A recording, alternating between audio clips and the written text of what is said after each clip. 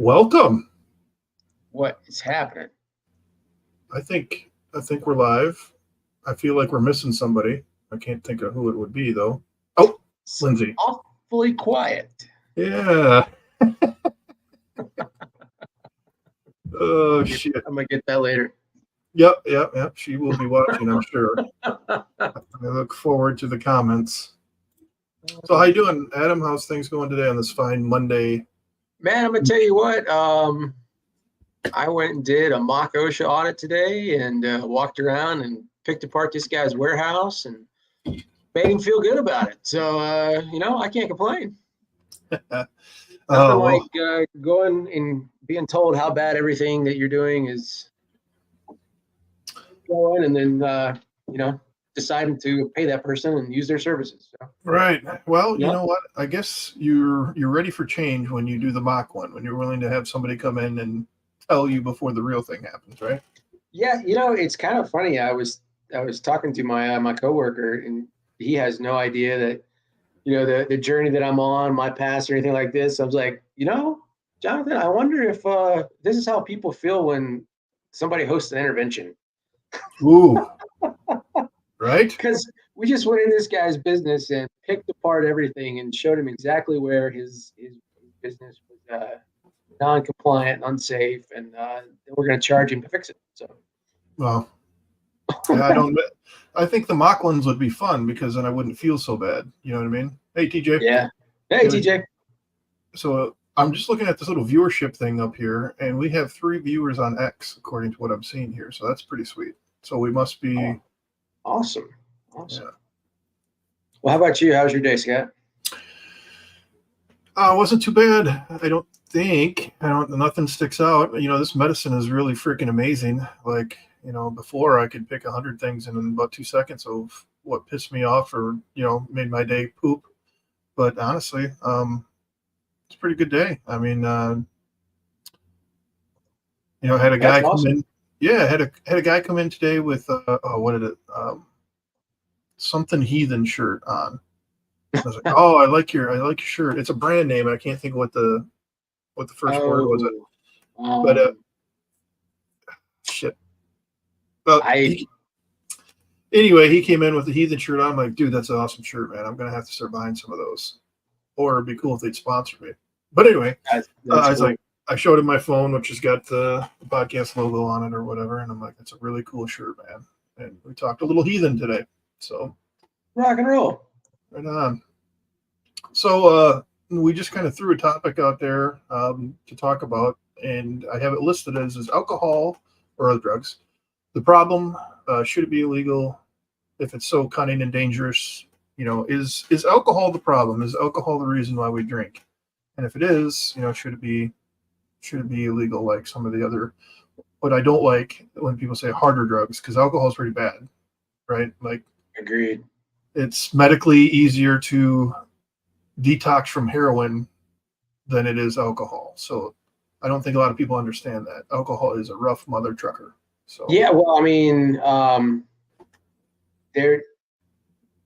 heroin and the other opiates, they don't affect the regulation of a lot of the other neurotransmitters the way that alcohol does. It's like alcohol, when it gets into your system, it suppresses GABA, or let's see, let me make sure I say this the right way.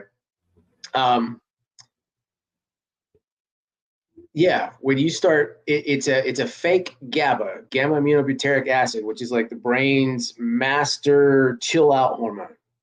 And so when you stop giving the body alcohol, all of a sudden acetylcholine, which is the brain's master let's go do something and get jacked up hormone, has nothing to counter it. And so that's where the seizures come from. Is like acetylcholine is going to make you fire up here, and GABA kind of counteracts it, and all of a sudden GABA is no longer there, and that's where the seizures come from. And it's just, heroin doesn't do that, coke doesn't do that, meth doesn't do that. None of the other drugs affect those neurotransmitters the way alcohol does. Yeah, I was reading in the Sober Truth today. It said something about since it's a downer, your body overcompensates with that type of excitement, and so that's why. That's exactly what I'm talking about. Yep. And it's just interesting things, interesting things to think and think about and understand. But I never would have thought until I went to treatment that alcohol is worse than heroin and some of these other drugs. Yeah, I had no idea until I went through and had all the issues that I had with DTs and everything, and um, yeah, it's scary thinking back and because I can remember all the hallucinations and delusions that I had, but I had no idea the life threatening nature of withdrawal and detox from alcohol.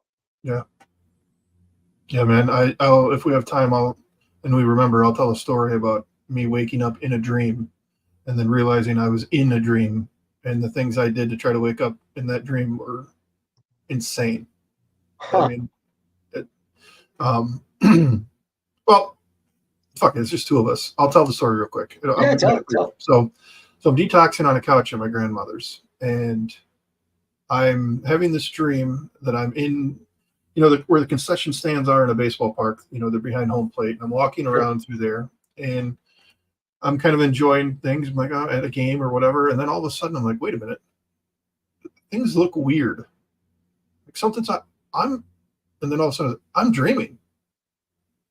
I'm freaking dreaming. I'm like, this is cool. So I'm running around smacking girls on the butt and doing things that you shouldn't do. But it was Right. just like, and like I'm like, hey, flash me. And I remember like one girl did, and it didn't look like boobs. It looked like something completely different, dude. It was so weird. Yeah. And so I was like, okay, why am I not waking up? And I'm having these thoughts, and I remember it like it was yesterday. And I'm like, why am I not waking up? So now I'm starting to freak out. So I find some stairs and I run up these stairs. Well, first what happened, once I started realizing and panicking, everybody that was just kind of minding their own business, like they would be if you were at a real game, started to turn and look at me and tried to distract me, Yeah. right? Don't try to talk to me. That's when I freaked out. And so I ran up these stairs and I jumped off these stairs and landed and woke up in a stretcher. And I'm like, and I was in a city that's close to mine. There's a mall there. It's not, mall doesn't do shit anymore, but I was across the street from it. And I woke up and I'm like, oh my God, what did I do? Like, I was just dreaming. How did I get here? Why am I in Midland, Michigan? Why am I here now? And there's two paramedics. I look over and then they just walked away. And I'm laying there and I'm like, I'm still fucking dreaming. And so now I get up and I take off running and I run into this building and I'm right back into the baseball stadium. And there were like 12 of these guys. There were like 12 dudes that looked exactly the same in a green shirt and gold pants. They come rushing in the door and they're after me. So to finally to end the story here, I tried two times to jump off the stairs, and then finally I climbed up to the very tip top of the stadium, and I'm like, I'm going to land on my head, and I'm either going to die or I'm going to wake up. And so Wake I up. jumped, bam, I hit the ground and woke up, and I was like, like I couldn't breathe. Wow. And it is it is so vivid in my mind Yeah. that's just crazy shit, man. Yeah. I don't know how you manage to pull off a lucid dream while you're detoxing, but well, I mean, I, I say I don't know how you managed to do that, but mine was very much similar. I was convinced for a long time that what I had dreamed had taken place and actually happened. And then as I kind of got to the ER and like in real life and started the detox process and actually was able to kind of process the dream, it was like the details of the dream don't make any sense based off of what I know. And Yeah. it was, yeah, just weird. It's really, really, it's, I have a morbid curiosity with how alcohol affects the brain and Yeah. especially with dreams. It's crazy. So, It is insane, like what can happen. So speaking of that, so should it be, let's start with the second question then. So if it's so dangerous and it can do these things to us, what do you think? Should it be illegal? I mean, we tried this once before and it didn't go too well for I, us, but would that help anything, you think? you know, so I have two very polarized thoughts on this. Um, based off of my experience and so many hundreds of people I know, and then obviously the millions that we know are out there that are affected by alcohol, you would think for the greater good, yeah, it should be. It should be illegal, just like a lot of the other things, a lot of the other drugs. But at the same time, my sense of self responsibility and limited government and just self responsibility really Yeah. steps in and kind of backhands that thought, says sit down. So I don't know. In a perfect world, we obviously wouldn't need the law. In a perfect world, we wouldn't be running from whatever it is we're running from that made us run to alcohol. But I think for where we are, I don't know. I just don't know. I don't know. I can't turn off that one part of my brain that keeps saying, yeah, I do it. But at the same time, but you're justifying doing something that is your preference and imposing that on other people, which is exactly one of the biggest things that I gripe about with AA is imposing the steps on people who, identify as alcoholic and saying this is the only way. It's like, well, you're doing the exact same thing by saying, hey, the only way is you just get rid of alcohol. Yeah. Of course, now here's an even more fun question, I think, is if we did make it illegal, would that stop the alcoholics? Yeah, I mean, we'd find something, and Yeah. I agree with what you were saying, because for every alcoholic, there's what, 15 or 20 non-alcoholics in America. You know what I mean? Like it's a I think that ratio is shrinking as time goes on. Well, then you get into like what is an alcoholic, but people that where their lives aren't being ruined by alcohol, I think there are far more of those people than not. So yeah, I think for me, I would say no, because the majority of people can, again, you can debate what responsibly, consuming and drink responsibly means to people, but I know there's a lot more people out there drinking than there are getting DUIs. So I think a lot of people can handle it and make proper decisions. They That's can plan true. it out, so I would say absolutely not, because while it's a poison and we are willingly consuming this poison, you should have the right to do that. And especially when the majority can handle it. Right. So that's kind of where I'm at on it. Yeah. I mean, that is what always trumps out in my internal monologue, my internal debate. Yeah. Because I mean, there was a part of me at one point in time that was like, you know what, fuck it. If you make it illegal, nobody will do it. I mean, that's how I grew up. That's how I grew up thinking, and it worked for me. Yeah. Like I've said before, I was a dare kid. It was like, hey, you're not supposed to drink till you're 21. So I didn't drink till I was, I take it back. I didn't drink until I was like 20 and about 11 months. Dude, I think we drank at the same point in our life. Yeah, I'm just like, you know what? Fuck it, I'm close enough. They're not gonna catch me. So yeah, I personally, I don't think it would stop anybody that's an alcoholic or an addict. That's why we have NASCAR today. So. Well, yeah, I mean, it never stopped anybody from smoking pot. That's very true. So we would find a way. I mean, you can make moonshine, you can do whatever. Yeah. And TJ said, we don't need the government to be our nanny. The libertarian in me is like, oh yeah, but I'm trying to avoid saying things like that. But no, I think, I don't think that's going to help anything. So, but to the first question, is the alcohol or the drugs, are they the problem? You hear alcohol's doing push-ups in the parking lot. You hear, you are powerless over alcohol. So is it the alcohol? I mean, to what extent is it the alcohol's fault, if any? Ooh, that is a more interesting question, I think. I think you and I think too much alike to make that second question even fun for this debate. I don't think we can even debate it, man. We're both like, no. Okay, well, there went that podcast. All right, well, I'll try to play devil's advocate then. You go ahead and give your thoughts, and I'll try to play the devil's advocate. No. I like the better question. Is alcohol a problem? So I think if alcohol was still illegal,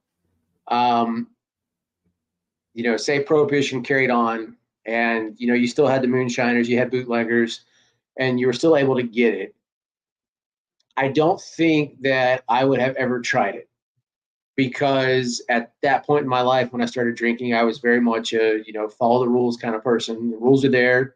They're not there to be made. They're not made to be broken. They're there for a reason, to help you out, protect you. It's very much square back Sure. then. But that might be why alcohol was so fun when I finally found it. But I think that eventually I would have found something, Yeah. and whether it be mind altering or not, it could have easily become a behavioral something. So I don't know. I think Um, I think alcohol exacerbates the problem. I think it's a compounding effect. So it multiplies whatever the problem is that's already there, and then it adds its own. yeah. So I agree. I think the misery and the suffering, whatever that was, to whatever extent it was, would still exist. It might not have just been magnified through the lens of alcohol, right? So Right. Exactly right. I don't know, man. I think I would have found a way to find relief, and I think that's what you were saying too. I think for me, I would have found a way to find relief one way or another. Whether it would have, because I was the same way, dude. I grew up with alcoholic family, and I didn't see terrible things, but I seen enough things that I was disgusted by alcohol and I hated it up until I didn't, and then I fell in love with it, So yeah, I don't know, because obviously, I like what the big book says on that is it's just a symptom of something else, right? So I want to drink this because I don't want to deal with something else. Yeah, and we've talked about that. What is that otherness? That whatever it is we're trying to cover up. And I've said this before after talking to guys in treatment and rehab. It's a damn good thing that I never had the balls to try heroin. Yeah. Just knowing my personality and how much I think how much I have of a penchant I had for that depressed state, not necessarily like emotionally depressed or depression, but just that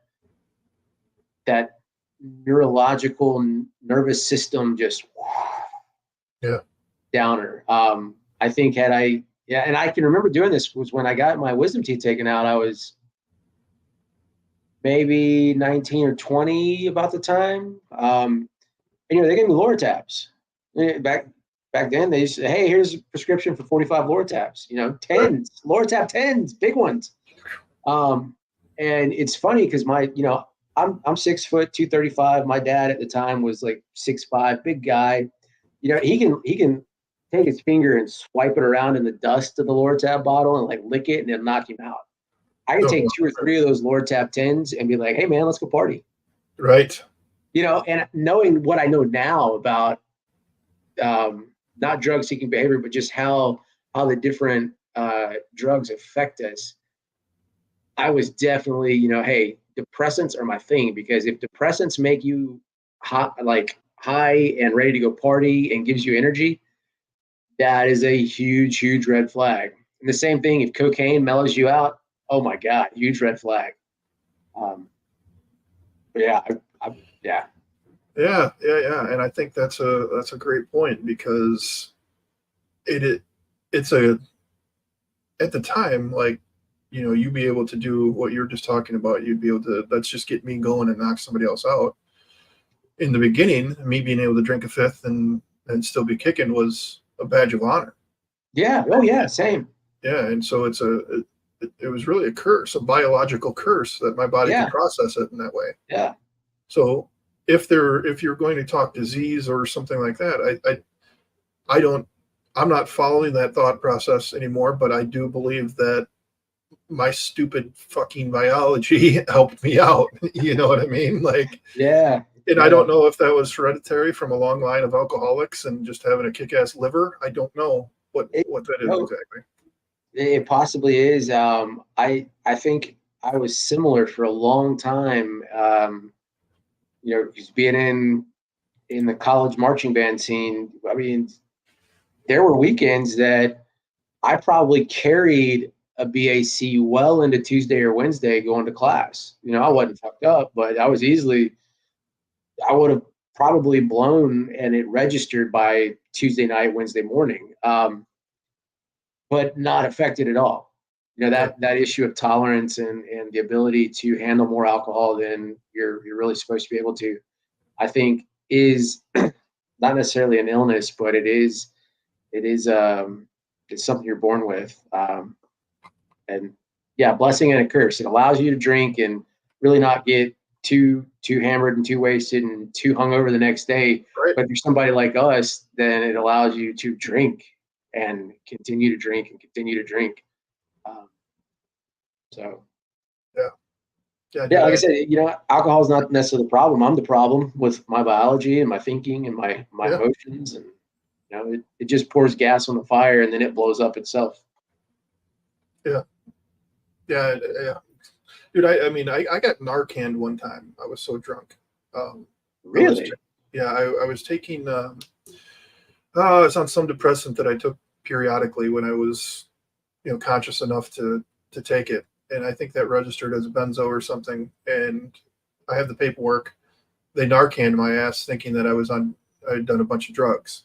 And With the nasal yeah, kind? yep. And so with, it obviously did nothing because that wasn't the problem. I was wondering, like, how. Yeah, it did nothing. My blood, by the time I got to the hospital and they took my blood, my BAC was 0.46. Holy shit, man! And they don't know how long. I mean, how long I was passed out on the floor before my grandmother finally found me and called 911. Wow. Yep. So I mean, go ahead. No, I was just gonna say I could totally see somebody wanting to justify making it illegal and get rid of it. But Yeah. There's always going to be, for every action, there's an equal and opposite reaction. So what door are we going to open when you take away, because you're not just taking away the alcoholics' relief and their way of escaping, people that can moderate and not destroy their lives through alcohol, you're taking that away from them too. That's exactly right. So we're going to open Pandora's box potentially by doing something like that. Yeah, and you're right. For every action, equal and opposite reaction, and when you create a demand, a supply will come. And so, if you take away alcohol, how much quicker will the fentanyl crisis rise? Yeah. Will the demand for something like that skyrocket, or will we get a situation like what was it, RoboCop, the new RoboCop, where they were creating a synthetic drug? Yeah, dude. I can't remember. Somebody will say something like that comes out. Somebody will do it, man. And the war on drugs started when? And I'm not getting political. I'm just saying we started the war on drugs, and you can still.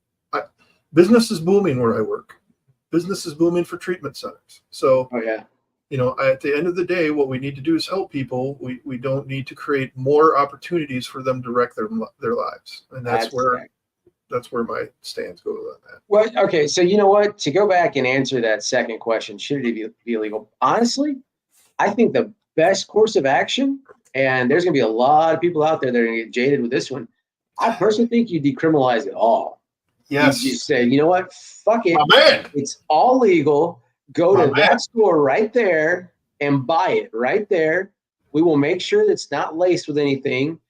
So much percentage of it will go back to the government to increase our tax the coffers. Fuck out of it. Yeah. And we'll tax the hell out of it. And the country will be out of debt. We'll use all that money to actually help the people that really need help, like the Portugal model. Have you heard about Portugal, what they did?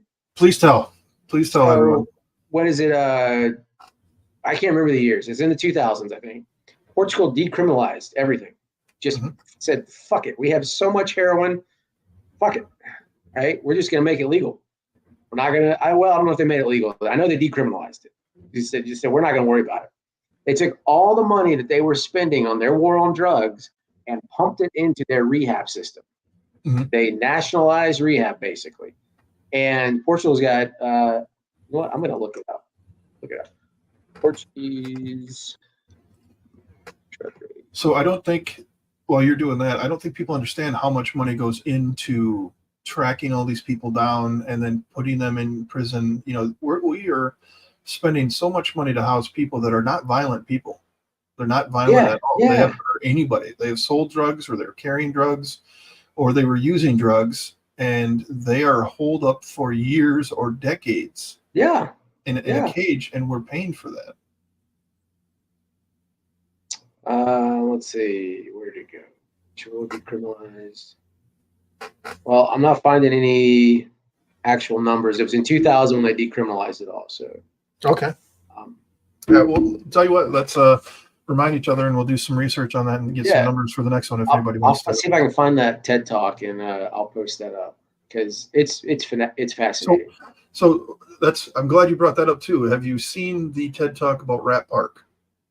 Yeah. Oh yes, man. So Yes. Rat Park really explains it. So if you want to find something, go to YouTube and look for Rat Park TEDx talk. I can't remember the guy's name, but and then help me out here, Adam, if I forget anything. But what that showed was, if you put a rat, what they did is they put a rat in a cage and they gave it two water bottles. One was just water and the other one was laced with cocaine. Yep. And what would happen was the rat would always, almost always, go to the cocaine laced water. Yep. So this went on, and then finally they created what they called Rat Park. And in that Rat Park, there were other rats and a bunch of fun things for rats to do, to chew on, to play with, and eat. They didn't want for anything, really. And they almost never went to cocaine, the cocaine water bottle. They almost always exclusively went to the regular uh, water bottle. Yeah. And what that showed was that when you have fulfillment, you have things to Yep. do in life that make you happy, you will choose not to use the drugs. And so Absolutely. take all that money that we're using to fight it and to cage people that haven't hurt anybody, and put it into making um, the world a better place, more access to education and other things, so people have Yeah. opportunities. And imagine what could happen. I truly believe that would work. I really do. I'm with you 100%. I think there will always be a certain percentage of people who will always choose to go, especially humans. Rats, not so much. Humans, because we have agency and we just Yeah. have prefrontal cortex and we make decisions. I think there will always be a percentage that you can't help. They No. either won't want it or they'll just refuse it. Well, And sorry. I'm I was sure gonna, you see it all the time. well, and I was going to say, I don't hear a lot of stories of animals jumping off buildings or bridges, to end themselves. You hear all those from us, right? It's, Yeah, they're from humans, so we are yeah, more complex and we need more. So it just means that we would yeah, need more fulfillment and things like that. So yeah, you're right. There are going to be people um, that are still going to suffer from it. It's not going to eliminate it, but I think I just when I talk to people, I see people coming into work and stuff. It's like their life is wrecked, not because of the DUI, but because the consequences they are facing. Because I'm going to lose my job now because I'm losing my license for 30 days. I'm yeah, going, my wife is pissed, my husband's pissed, my kids are in the car, and I had a few too many or whatever. And those are all dumb choices. I get that. But they know that their life is potentially going to get wrecked. Your car insurance is going to go through the roof. You're going to have to get your car out of impound. You know, you could have a judge having a bad day and you could face jail time. I know it's super rare for one these days, but all these things, people don't understand the system. So when I got my first yeah, one, I thought I was going to jail. I thought I was going to jail and I was going to be gone. I was sitting in the hospital because I rolled my car, and the cop he was actually the nicest cop that I've been around since then. I'm like, am I going to jail? What's going to happen to me? He's like, no, I'm just going to take your license or whatever. I don't remember the conversation. It was in 2008. But I thought my life was over. So it's harm reduction. Yeah, the harm reduction, and I think we could segue into that a little bit, because that's kind of what we're talking about. Adam had mentioned that too. Have places where people can go use clean shit. yeah, yeah. Well, and this this just piggybacks onto a lot of what we've been talking about recently, as far as creating the life you want. And I posted a few things earlier this morning about, I think, if you're sober, meaning that you are stable, you're staying sober, you're not trying to get sober, but if you're sober, you should be figuring out the least amount of energy it takes for you to stay sober, and that should be all you, in my personal opinion, That should be all you dedicate to your sobriety, because you should be using the rest of that energy to create a life that is going to keep your life moving. Right. You know, if I'm spending all my time trying to stay sober and I spend all my energy, working on my sobriety, what am I going to do? What am I going to have for the rest of my life? Am I going to have a life? So, and I think that's where, I think there's some legit concern there. We've talked about, is my life over? Is it going to be boring in sobriety? No, it's not, assuming you choose it not to be. Right. Nothing changes if nothing changes, right? That's another exactly. And I've told that story before. It's like, hey, or maybe I wrote it. I can't remember, but one of the first treatments, council, we're all sitting around, the rehab techs, like, yeah, I got like 3 years sober. What's the most important thing to you in rehab? And all the cliched answers came out. I was like, oh, spiritual connection, staying, not using, going to my meetings. I was like, I gotta have fun. Yeah. And everybody kind of was like, the fuck did he just say? Well, that's an honest answer. Yeah. So I was like, look, man, if it's not fun being sober, why do I want to be sober? And a few people kind of looked at me and was like, damn, he's got a point. And a few people looked at me like, get this guy out of here. How dare you not repeat the company line? Right. So that, that there you go. That's my sobriety philosophy in a nutshell. But going back to what we're talking about, taking all those resources and pumping them into something that is going to help other people, and then start that harm reduction process. Yeah. AA and the traditional treatment models can come out there and say, hey, you want to be sober, you gotta stop right now. We're going to stop you right now. We're going to get you detox. We're going to get you clean. We're going to start teaching you how to live a better life. Perfect world, I think that works. Yeah. It's not a perfect world.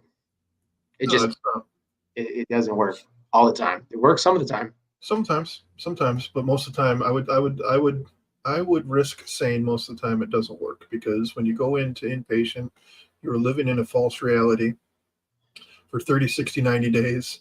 Yeah. You're completely taken care of. What you need that time to settle down. You need that time to, recoup. I believe in that.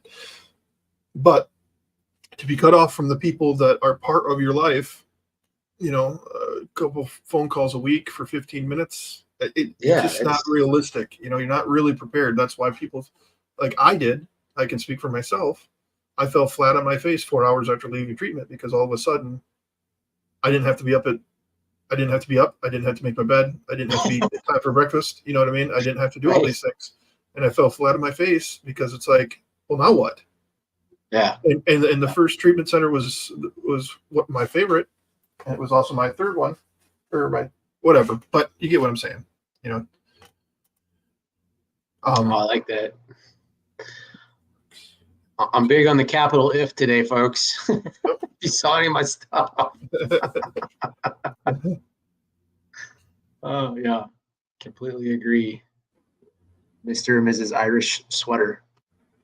If it works. Cool. That's a new one. Welcome. Yeah, purple Irish sweater. Welcome. So what are so you and Lindsay are more the kind of in the front lines of people coming in. I haven't been around freshly sober folks in a long time. So what are some of the current harm reduction models? I mean, I don't know exactly what. I think you get guys into treatment, and Lindsay kind of does a little more coaching, if I'm right. Yeah. Not right. Tell me. No, I'm trying to help people. Like, people can walk in the street and come and sit and talk with me, and I can try to find okay. Awesome. I do. I mean, technically my job is recovery coach, but it's just, I don't know. I'm just in here just talking to people, just trying to share my experience, and see what they can do with it. What was your question again? I just had a brain fart because I was looking at harm reduction. Yeah. So I kind of like the place that I'm at, because we now have a doctor that we can get involved once a week to do MAT, to do medically assisted treatment. And so that includes Suboxone and Vivitrol and those type of things. So they do support that, and I think that's really important.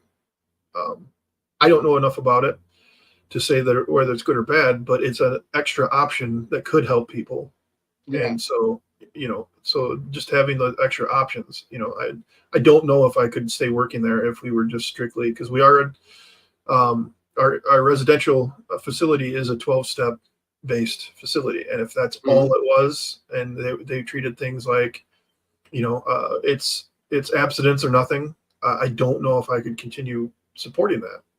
I would stay for financial reasons, but yeah. So harm reduction, I mean, I think these places that are popping up and helping people use cleanly, I think there's something to that. I don't know if I don't know what you can do for alcohol, but I don't think I would have ever. Yeah, Yeah, that's kind of what I was thinking. I was like, I can't really think of one either that's a harm reduction model outside of like the Sinclair method or something yeah. like that. Oh, that's a great one. I should have. Yeah, I didn't. That should have come to mind. The Sinclair method Well, should be. Yeah. Well, so when you told your story with Narcan, I was wanting to ask, if anything happened, because Narcan goes in and basically kicks off any drug that's on the opiate receptors of the brain, right? Yeah. But the way that naltrexone or Vivitrol is the shot form, and I can't think of the generic name of it off the top of my head, but the way that works is it kind of does the same thing. It goes and it binds to the opiate receptor site to kind of block it. So it kind of does the same thing as Narcan, but at the same time, we can use it to change how dopamine is released in response to alcohol, but then Narcan doesn't do anything for being drunk. So just Yeah. something, I don't know, when you told the story, I was like, I wonder how that was going to work. But Yeah, I don't know. I don't know what they were thinking. I have to assume like they did some sort of test to see that what was in my system. I have no idea. Or they just did it. Like, this dude's on drugs. Yeah, they probably just smacked you around the face, like, no, he's out.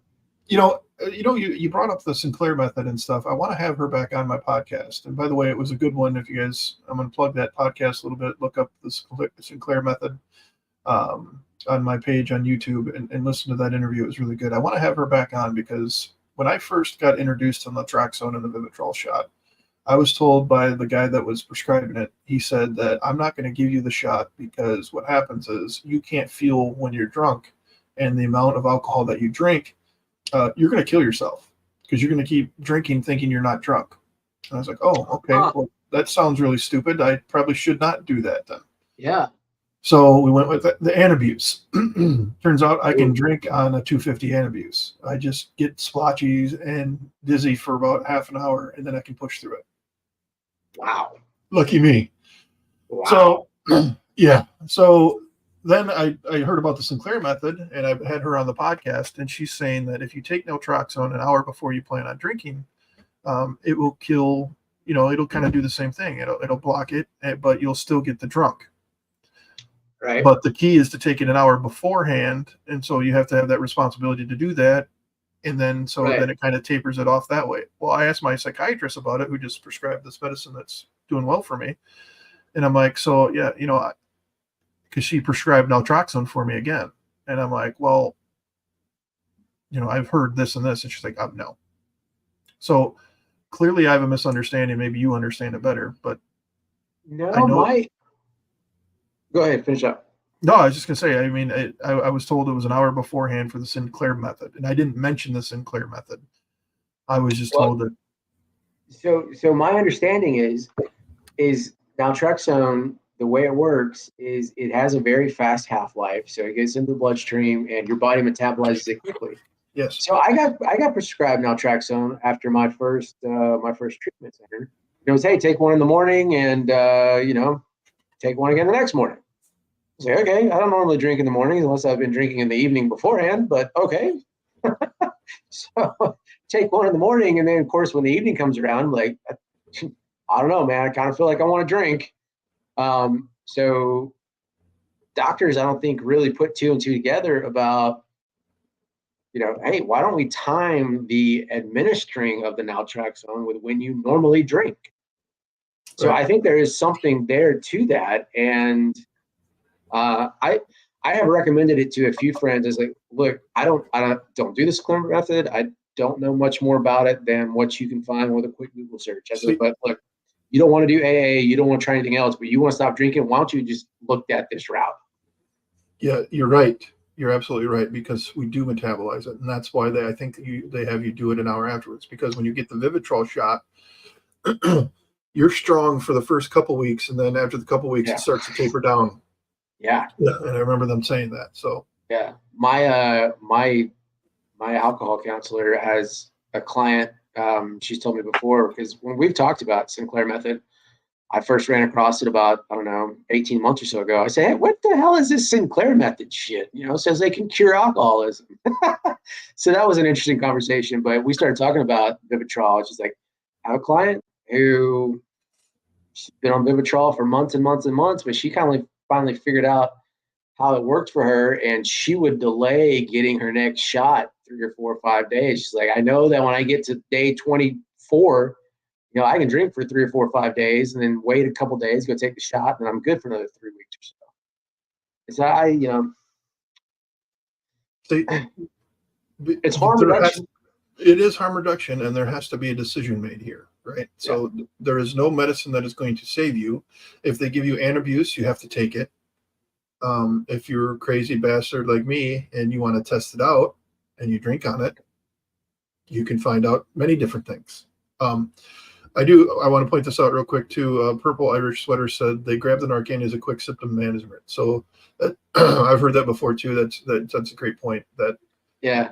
I was lifeless, and so since it's not going to hurt me, they Yep. just did it just in case. Yep, Yep. that's a great point. Yep. You're lucky they didn't get you Pulp Fiction style with the norepinephrine. Ugh, dude, I woke up one time in the hospital, dude, with oh, what the hell is it called? A catheter. Oh, And I was like, oh my God. And then, so it was during a time when it was like in that month I had been in the hospital like 6 times. I woke up in the ER. I have no idea how I got there. oh no. And I woke up, and it was, once I figured out I could sign myself out, because I kept, the first couple times I was like, when can I get out of here? And they're like, and then it just clicked in my head one day. Wait a minute, I can sign myself AMA. out of here. Yeah. So AMA was my thing. I'd wake up, I'd start feeling a little better. And I remember the nurse came in and she had no fucks to give. And I don't hold her a grudge, because who knows what kind of shape and the things I said and did in there. And she just came in and went and pulled that fucker right out. And oh, it makes me want to vomit just thinking about it. Dude, in that month, I woke up in a dark room in a hospital bed with a nurse sitting next to me with a tube down my throat.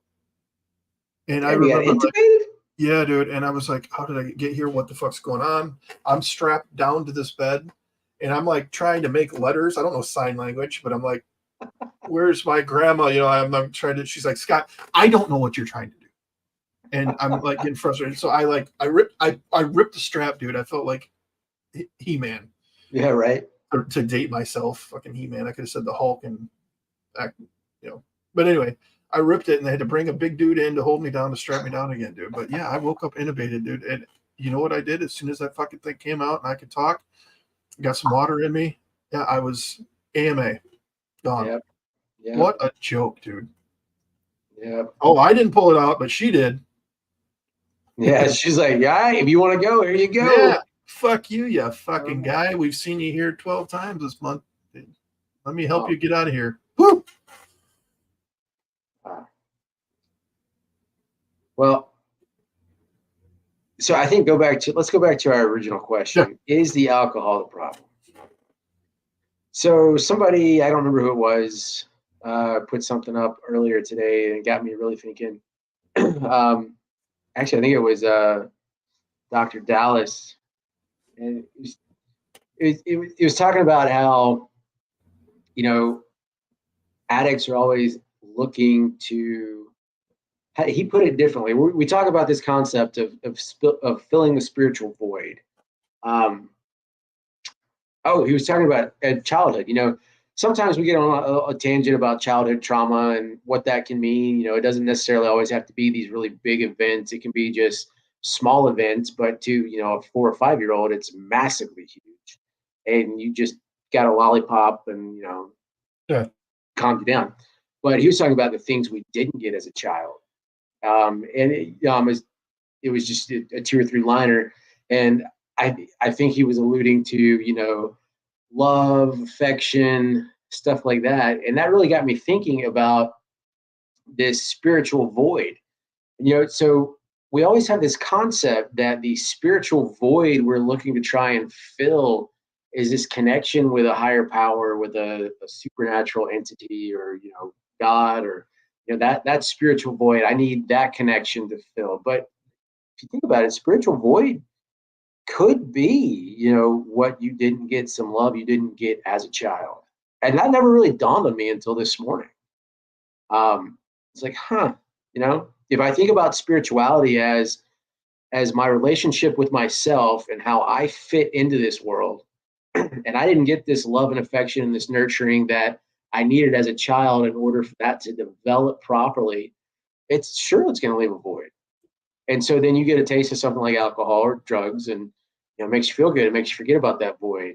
Then all of a sudden it goes away. So hey, we need a little bit more, and a little bit more. Maybe it'll go away for longer. And so it was just a really interesting concept to me.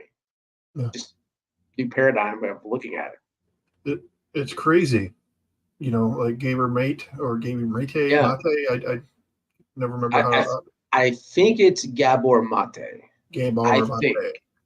Okay. Well, anyway, we said it 12 different ways. You should be able to figure it out and find stuff. I really liked what he had to say, and we just had a comment in here. So, if alcohol's not the problem, are you the problem, Adam? I definitely was a problem. Yeah. Okay. So, would you say you're more of the problem, or would you say that it's circumstances and trauma? That you got me here, because up until last week, I would have said it was me. Yeah. But until when we figured out that little thing about, one shit wipes out 1,000 attaboys, Mm-hmm. I never put that together as trauma. And I really think that was the underlying reason for that core belief of it's okay for me to drink as long as I don't get caught. Yep. So I have changed that. I think it's a trauma. And I was, for the longest time, not a trauma guy. I was like, bullshit, this trauma shit. Nobody beat me. I wasn't traumatized as a kid. Yeah. And then, trauma, I was defining trauma very, very poorly. Yep. So it just made me think of that, because what you're saying, and then what Justin just commented. Like, I think, okay, here we go. I think by turning everything that we did when it comes to substance use, and then flipping it on its head and completely telling ourselves that we were the entire problem and we were the reason that we drank, is just more self-deprecating attitudes. So, like, and you had that aha moment, and I had the aha moment when I was reading Gaber's material. And he used an example of a little kid asking for a cookie and getting told no. And so the kid throws a fit. Okay. The trauma isn't the little kid getting told no, that they couldn't have a cookie. The trauma was when the kid threw a fit, the parents, the way they reacted, made the child feel that they were bad for reacting that way and showing those emotions. Yes, exactly. So the child learned that showing the emotions was bad, so they never showed their emotions. That is trauma. Yeah. So I correlated that. Oh, go ahead. Yeah, well, I was going to say, God, I feel like you got me on a therapy couch here, because, I don't remember. Like I said, I was always, the good kid growing up. My brother was the troublemaker. And I can tell you story after story about that. But I can, just the way my parents reacted to other kids in public pitching fits, I learned that pitching a fit is absolutely never do this. And that's probably one reason why I wouldn't consider myself emotionally stunted by any means, but I I definitely at some point kind of just turned them off. Yep. And the alcohol helped with that as well. And it's crazy that you say that, because the story that I tell now through my self-exploration, through reading Gaber's stuff and then talking with psychiatrists and therapists now, my grandmother always told me whenever anything bad happened, when my mom wouldn't show up when she said she was going to show up, when my dad didn't show up when he said he was going to show up, or, you know, a bad day at school, and I would come home and try to talk about it with my grandma, her words every single time when I was upset was, don't think about it. Just don't think about it. Go play with your toys. Why don't you go do this? Just don't think about it, Scotty. And so this woman who should have never had to raise her daughter, then her daughter's daughter, and then her granddaughter's son, you know, she did the best she can, and she didn't do it intentionally, but she taught me as this little kid with all these emotionally things going on, you know, no mom, no dad, you know, drunk people and all these things that I'm trying to deal with, to not think about it. And you might not think about it at first, but that is a type of trauma. So when I found alcohol at 21, all those things that I've been bearing and trying to deal with, all the way up to, you know, baseball was a big outlet for me, and then baseball ended because I gave it up, and then I found alcohol. Holy crap, was it easy to not think about it when I was drinking alcohol. Yeah. Or at least not feel it. You know what I mean? Yeah. You know, so it's interesting how I'm going through this journey of kind of discovering all this stuff at this stage of my life, because you know, my daughter just turned 8 Saturday, and so I'm trying to consciously make different choices about what I say to her, how I say things.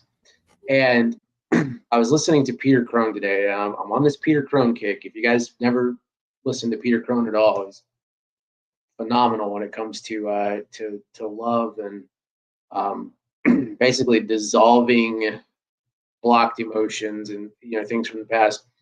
But he was telling this story. He was doing a retreat with a bunch of people in Hawaii, and a mom came up to him and was asking me questions. She's like, you know, I've got a son who constantly talks negatively about himself. He's always talking down and comparing himself to his older brother.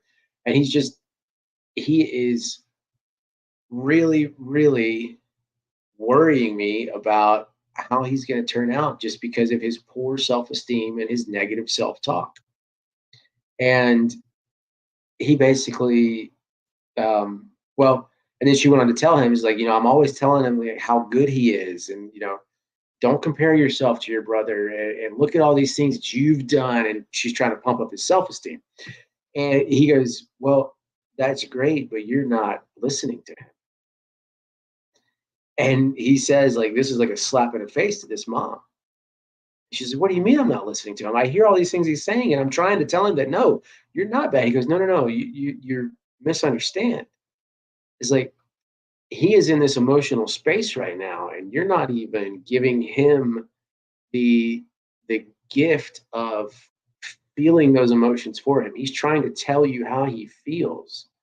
And instead of acknowledging that, you're just dismissing those with your own viewpoint of how you see him.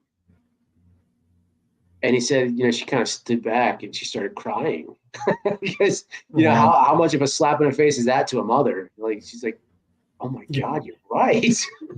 Didn't even realize. And he goes on to say, he's like, you know, he tells me all the time that I don't listen to him. And of course, Peter jumps in and makes a joke, and he goes, well, look how astute he is for an 8-year-old. But, you know, that got me thinking. I was like, how many times has Adeline been trying to tell me something out of where she is emotionally? And instead of just taking the time to acknowledge her, I hear what she says, but I immediately want to try and prove her wrong. Instead of letting her have that emotional response, process it, and me giving her that loving space to release it and just kind of let it go. And then once she gets through that, then start showing her how she's not all these things she says. And so this journey for me, if anything, being sober absolutely is tops, but this is like right underneath it in learning. I think we talk about generational traumas sometimes. And I used to think that meant that because my grandmother was an alcoholic and that it runs in the family, that that was a generational trauma that I was trying to beat and try and get rid of. I think the generational trauma that I am going to break is the expectation of how kids in my family have been brought up. That doesn't mean letting them be hellions and run wild and do whatever the hell they want, but it means giving them that loving space to have that emotional process and let it go and release it, and then showing them through their own actions that they are, what they need. Because I think at the end, we all are inside what we are looking for. We just don't realize it. So it's good shit, man. I mean, that's good shit. I mean, it's super. There's so many things, and things got to go in stages. Yeah, you can't get to where you are right now in this investigation into things without sobriety first. So that's exactly right. yeah, so that absolutely is number one. Get some time under your belt to let your mind clear, to get the monkey off your back, so to speak. That nagging thing of like, oh, I fucked up again, or oh, I did this.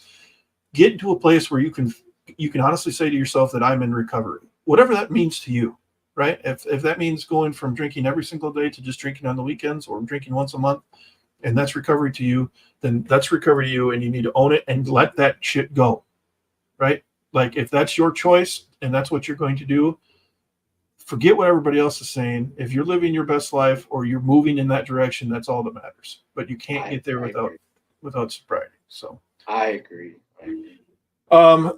So Gabor Mate. Anyway, Gabor Mate. I'm just going to say it because I don't want to butcher it anymore. Gabor Mate. He has a bunch of books. The Myth of Normal is a good one. And then I didn't finish In the Realm of Hungry Ghosts, but that's the one I read. Yeah.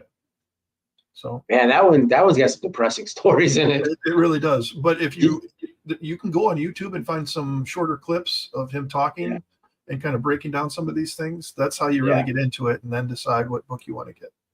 That's just my opinion. Yep. So. Man, I didn't even want to say anything else after you were done talking, dude, because it was so good. So make sure you go back a few minutes after we close it out here and listen to that again. I think this is a good one, man. I feel really good after this. I feel like we talked about some things that if the right person stumbles on, they'll be able to get their wheels going. Get that growth. Justin, I'm not sure what you're asking. Self what? Is it something I said? I say a word. I make up words every now and then, so you'll have to watch me. I think the only thing I said was self, and it was self-deprecating, but I don't know if that was it. Let's see. We've still got 5 people watching, so hopefully Justin's one of those. Maybe. But yeah, so I got the works right now. It's going to happen hopefully soon. Mr. Rich Sullivan is going to come back on the podcast for the second time. Oh, rock and roll. Yep. He's self-deprecating. Okay. Yep. The definition of that is modest about or critical of oneself, especially humorously. So yeah. So yeah, there you go, TJ. Yeah. I like self-deprecating humor. Oh, different way to talk to patients. Okay, cool. You got somebody else in the field. That's awesome. Can't have enough. If this thing ever takes off for us, or I get a chance to bring in some monetary value, the goal is a sober living house with options. I've been in sober living. I know a bunch of people. I want more options than that. I want a detox facility. Those are huge dreams, but you know what? I think we're doing some good things now, and go from there. Case management. Okay. You got to have dreams. You got to know what you want. I mean, If you're not defined by something that you choose, you will be given something chosen for you. You know. It's been a long time since I've been defined as something, and right now it's the words behind my head. I'm sober and I'm a heathen, dude. And then I feel good about that. So There you go. There you go. There you go. Let's start a recovery farm. yeah, well, good luck with that. You can. Hey, I'm not going that route, Justin, but more power to you, brother. Get them chickens and horses, some cows, and have people just make sure that they're milking the right gender. Yeah. You don't want to have that. It reminds me of that South Park episode. No, this cow gives a lot of milk, but you got. And Kingpin, remember Oh, yeah. Kingpin? He's like, Yeah. "Oh, you're up early." He's like, "Yeah, milk the cows." And he's like, "It took me a while to get them warmed up, but once I got them warmed up," and he's like drinking it out of the bucket, and like, "That's a bull." Yeah. Oh shit! All right. Well, on that inappropriate note, thanks everybody for listening. People that listen here live and commenting live, and thank you. Excuse me, if you're listening after the fact. Participation and seeing that viewer icon pop up and is really motivating, and seeing the comments afterward are super motivating. So thank you. Thank you. Yes, thank you. All right. See you guys. All right. Have a good night, guys.